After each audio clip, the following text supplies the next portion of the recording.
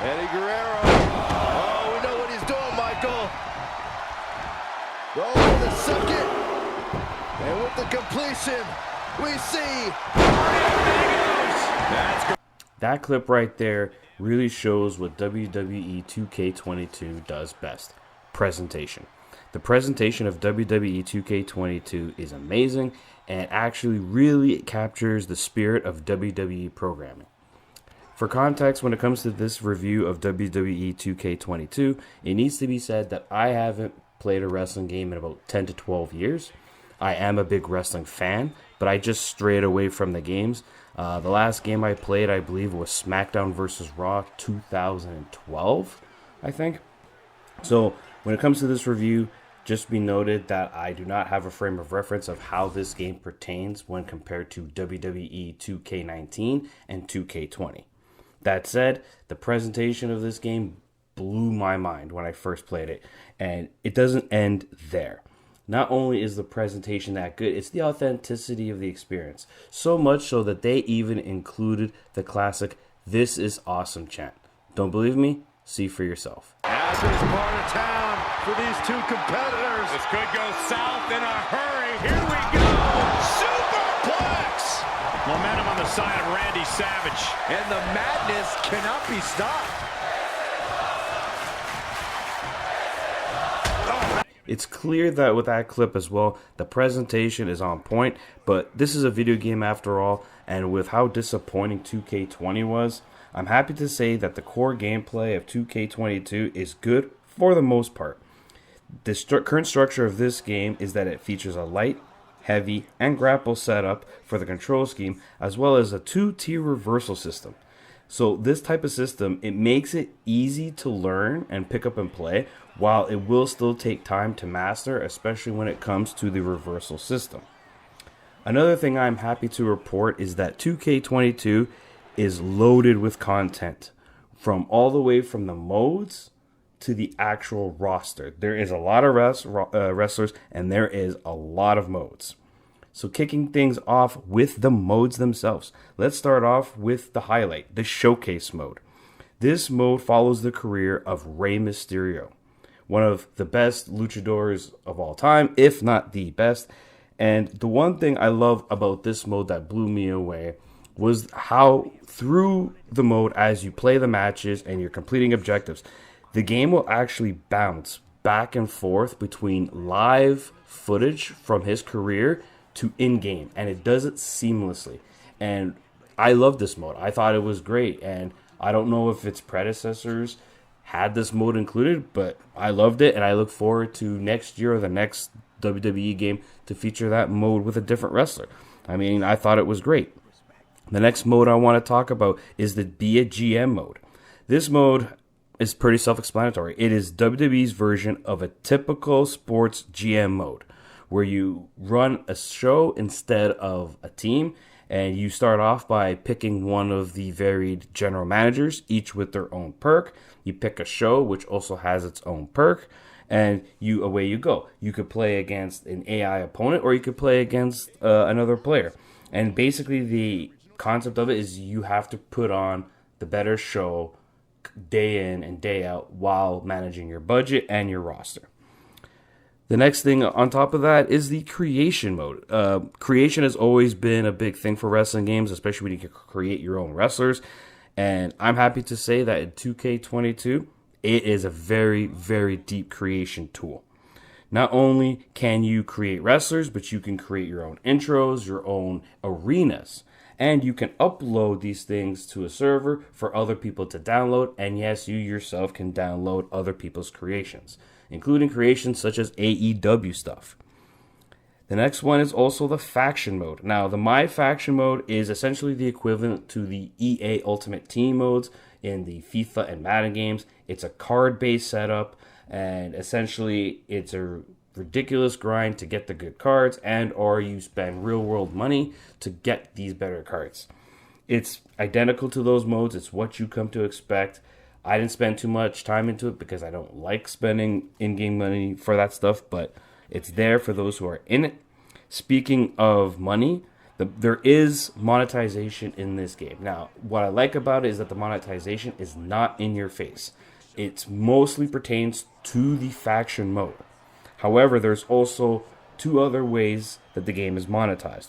One of which has to deal with the whole attribute points. You can buy an attribute pack for your created character specifically to the My Rise mode.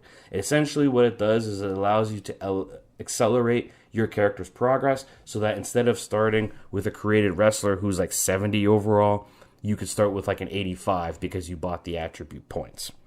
The other form of microtransactions or monetization is when it comes to buying wrestlers. You can buy a legendary pack for, I believe it was like $7, where you can get guys like the Ultimate Warrior right out of the gate. Plus, there's also a season pass that will include other wrestlers down the road. I mentioned the My Rise mode, which is the game's career mode. And essentially what it is you create your own wrestler. It only affects this mode, and you'll go through your ranks of the WWE trying to make it to the top. As I stated previously, there is an attribute point pack that you could purchase with real-world money to accelerate your character's growth so that you start at a much higher rating, making the game significantly easier in this mode. Thankfully, it only pertains to this mode and this mode alone. But there's a lot of good things in WWE 2K22. As a wrestling fan, I love this game. But at the same time, this game is not perfect. To me, personally, there was 3 flaws that hindered my experience while playing this game. First and foremost, let's start with the big one. Sluggish weapon controls. The weapon controls in this game are very clunky. It doesn't matter what the object is. If it's a table, a chair, a stop sign, it doesn't matter. The result is that it's very clunky and unintuitive. Even more so that if the weapon drops by the ropes, it is very difficult to pick up because it shares the same button as going in and out of the ring. So half the time you're going to try to pick up the weapon, but you exit the ring instead of picking it up. And when you're trying to deal with multiple combatants at the same time, the sluggish weapon controls gets very annoying very quickly. The second issue I had was with the horrendous tutorial. I went through the tutorial because, as I stated, I haven't played a wrestling game in some time, and it was the most bare bones tutorial I have ever experienced. It missed out on things like explaining to the player how to go from in-ring to the ring apron. Like the basic stuff. I had to, after completing the tutorial, go through the options and read everything. So I recommend to anyone who's playing this for the first time, if you have no experience and you're planning on using the tutorial, don't bother, skip it, and just go into the menus and read all the controls. Because the tutorial does a horrible job of explaining things, and I was baffled with how bad it was. Lastly, the one thing I want to talk about is the roster. Now, I did say that the roster was big, and I do like that the roster is big, but they do have duplicate wrestlers to fill out the roster. And what I mean by that is, as I completed the showcase mode and unlocked different versions of Rey Mysterio, I ended up having like 8 different Rey Mysterios in the character select screen. And then because I also got the Legends pack, I ended up having like 4 or 5 different Undertakers in the screen. So if I wanted to go for, let's just say, Razor Ramon to Ric Flair, Rey Mysterio's in between those 2 wrestlers. Except it's not one Rey Mysterio. It's like 8. So if I'm playing with a friend or what have you, and I'm just cycling through trying to figure out who I want to pick, it's very annoying that I have to go through 8 different like Rey Mysterios instead of having one Mysterio, click on it, and then you give you the options. No, it's 8 in a row. And it's very unintuitive, and it gets annoying over time that like, why was it designed this way? But overall, I think WWE 2K22 is a good product. It is a return to form. As I stated, I can't reference 2K19 or 2K20. I haven't played them. But as a longtime wrestling fan who stepped away, who came back for this game, I gotta give credit where credit is due. I love this game. I still play it. It's a lot of fun. And it captures the authenticity of WWE programming so well. And that the presentation and the controls and the rest of the game is fine. I would say that the biggest issue I had with this game is the weapons, because the weapons is something that is ongoing. you know, the character select screen, it's a little bit of annoying with the multiple wrestlers. And the tutorial, well, you only go through it once, and then it's not an issue.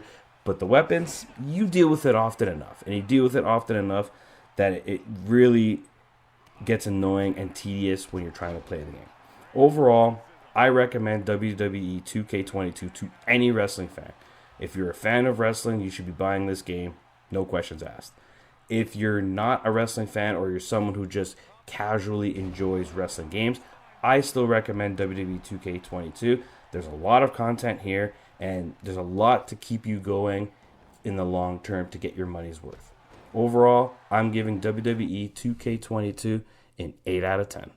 This is Veteran Gamer, and I hope to see you guys next time.